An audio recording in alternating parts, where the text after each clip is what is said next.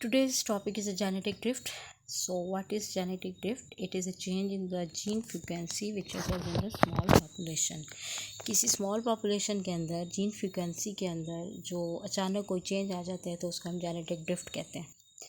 अब ये small population में क्यों होता है? तो ऐसा नहीं है कि जेनेटिक ड्रिफ्ट जो है वो लार्ज पॉपुलेशन में नहीं होता, लार्ज पॉपुलेशन में भी होता है, बट वहाँ पर जो है वो पॉपुलेशन इतनी ज़्यादा है कि कोई इफेक्ट जो है वो उतना विजिबल एंड ऑब्जर्वेबल नहीं होता compare to the small population जहाँ पर लिमिटेड ऑर्गेनिज्म जो है वो रह रहे होते हैं। सो उनके अंदर कोई चेंज आएगा तो वो ज़्यादा क्लियरली जो है वो विजिबल होगा। दैट्स वाई उसका इफेक्ट भी लॉन्ग लास्टिंग होगा और इसीलिए हम कहते हैं कि जो जेनेटिक ड्रिफ्ट जो है वो स्मॉल पॉपुलेशन में होती है। It is a random process, यहाँ पर नेचुरल सिलेक्शन जो है वो इन्वॉल्व नहीं होती। जैसे कि अकॉर्डिंग टू डार्विन उसने कहा था कि जो नेचुरल सिलेक्शन होती है वो एवोल्यूशन काज करती है और वही लेड करती है टुवर्ड स्पेसिएशन यानी फॉर्मेशन ऑफ न्यू स्पीशीज़, जिसको उसने डिसेंट विद मॉडिफिकेशन का नाम दिया था कि ऑर्गेनिजम्स जो होते हैं उनकी जो जनरेशन्स होती हैं उनमें अपने एनवायरनमेंट के अकॉर्डिंग एनवायरनमेंट उनको अडॉप्ट करता है, उनके अंदर वो कैरेक्टर आते हैं जो जो सूटेबल होते हैं उस एनवायरनमेंट में रहने के लिए, जिसको हम फिर सर्वाइवल ऑफ द फिटेस्ट भी कहते हैं कि जो फिट होगा उस एनवायरनमेंट में वही सर्वाइव करेगा, अदरवाइज नेचर उसको रिमूव कर देगा।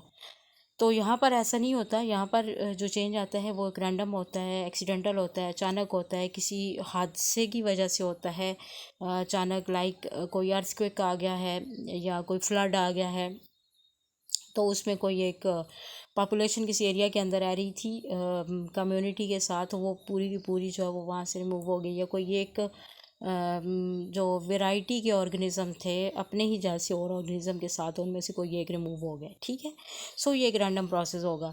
सीवाल राइट इफेक्ट भी इसको कहते हैं, क्योंकि ये साइंटिस्ट के नेम की बेस पे फिर हम इसको सीवाल राइट इफेक्ट भी कहते हैं। अब क्या काजेज़ होती हैं जेनेटिक ड्रिफ्ट की? First one is the immigration, कि एक तो हमने कहा कि जो ऑर्गेनिज़म है ये जो कैटास्ट्रॉफ है, फ्लड्स है, या इस तरह से कोई एक रीज़न हो सकती है उनके स्पीशी के रिमूवल की या जेनेटिक ड्रिफ्ट की, जीन्स के जेनेटिक उसके अंदर फ्रीक्वेंसी के अंदर चेंज की।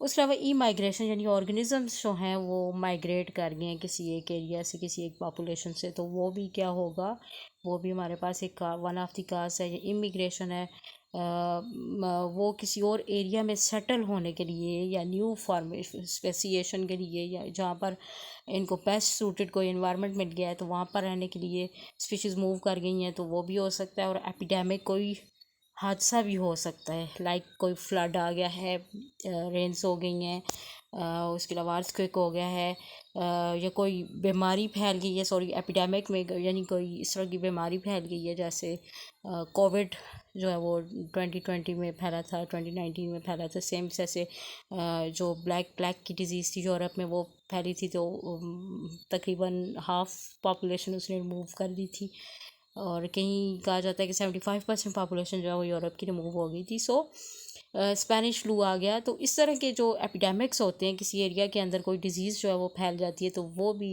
जो है वो जेनेटिक ड्रिफ्ट की काज बनती है। उसके बाद जेनेटिक ड्रिफ्ट की दो टाइप्स होती हैं जो कि बहुत ज़रूरी हैं, उनको स्टडी करने एक होती है बॉटल नेक इफ़ेक्ट और दूसरा होता है फाउंडर इफ़ेक्ट।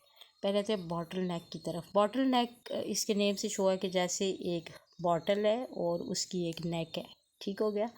अब यहाँ पर क्या होगा कि फॉर एग्ज़ाम्पल हमने कोई चीज़ इसके अंदर रखी है, लाइक हमने बटन इसके अंदर रखे हुए हैं जिनमें से वाइट भी हैं, ब्लैक भी हैं, ब्लू भी हैं, येलो भी हैं। जब हम इसको पोर करते हैं तो इसमें से कुछ जो है यहाँ पर बटन हम निकालते हैं तो उनमें से जो सारे थे बाय चांस वो येलो निकल आए हैं, ठीक है। सो इस तरह से क्या हो गया कि एक पूरी स्पीशी जो है यहाँ से सेम इसी तरह से किसी एरिया के अंदर से जब रिमूव होती है वो एक ही जैसी, तो फिर उसको हम बॉटल नेक इफेक्ट कहते हैं।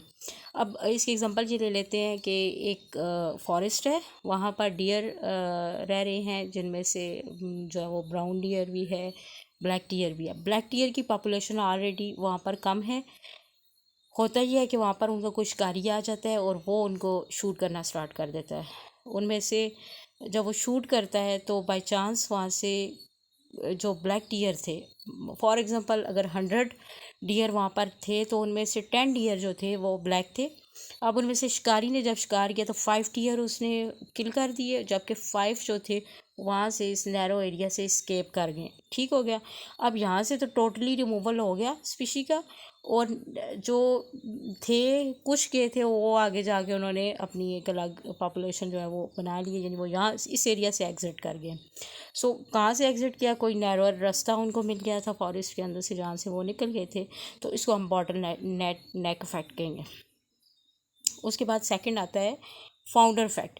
अब इसी से स्टडी कर लेते हैं कि जब यहाँ से पॉपुलेशन जो है वो रिमूव हुई तो वो एक अलग एरिया के अंदर उसने रहना स्टार्ट कर दिया, यानी उस फॉरेस्ट से जहाँ पर शिकारी थे जो उनके शिकार कर रहे तो ब्लैक टीयर वहाँ से रिमूव करके इस एरिया के अंदर आ गए हैं, और अब यहाँ पर उन्होंने अपनी इस एरिया के इस फॉरेस्ट में भी उनको बहुत अच्छा फेवरेबल सा एनवायरनमेंट मिल गया है, खाना पीना सही है, जो है वो पानी इनको मिल जाता है, ग्रास बहुत ज़्यादा खाने को, तो यहाँ पर उनकी पॉपुलेशन जो है वो ब्रीड करना स्टार्ट कर देगी, और यहाँ पर उनके अंदर अपने एनवायरनमेंट के अकॉर्डिंग एडाप्टेशंस भी आ जाएंगी।